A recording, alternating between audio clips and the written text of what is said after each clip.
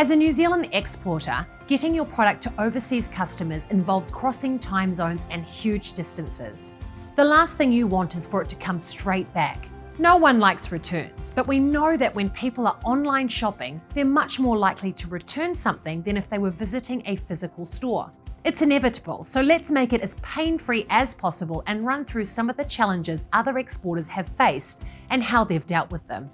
Selling online overseas means your customers probably won't have had the chance to see or experience your products in real life before making a purchase.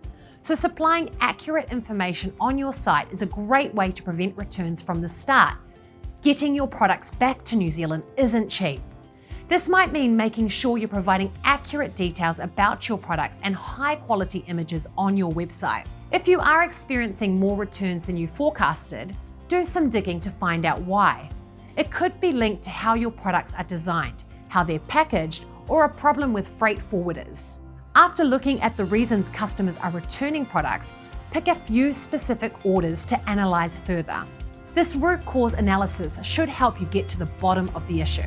A good way to start is to look at your last 50 to 100 sales and any returns from those. Why were they returned? Is there a common reason that keeps cropping up? If your reporting doesn't have the answer, you could even reach out to the customers and ask. Once you know why things are being returned, you can make a plan to prevent it happening again. With e-commerce, returns typically cost more than double that of bricks and mortar. And because we're based in New Zealand, getting a product back often costs more than it's worth. So, what can you do? Try to get the costs down as much as possible when they do happen. Identify if it's even worth returning a product. If it's faulty and returning it costs more than it's worth, you could offer a full or partial refund instead of getting it back. When it comes to getting the stock back, you could look into using a third-party logistics provider, 3PL, to collect several returns at once to reduce the number of trips they need to make. Many New Zealand exporters collect returns at a central hub and process them together. Once there is a certain amount of stock at the hub, their business rules dictate what happens to the items. They might decide to send them to New Zealand or somewhere else to fix them, write the products off completely, or donate them to a local charity.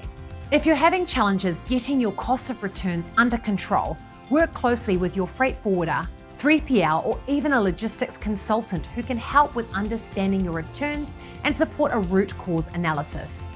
Remember to prioritize the things that will have the biggest impact on the cost of your returns. You want the process to be pain-free for your customers as well as your business, so it's worth considering multiple return options, printing shipping labels for returns and including them in the packages, or providing in-market options.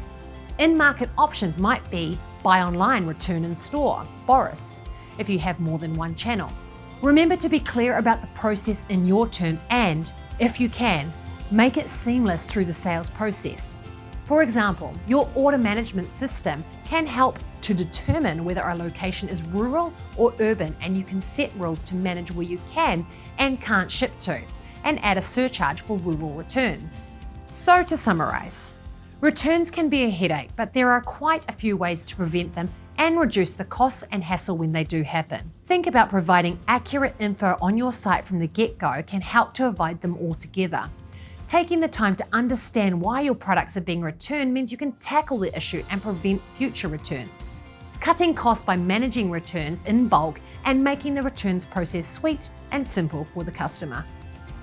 For more information and help on exporting, please visit MyNZTE.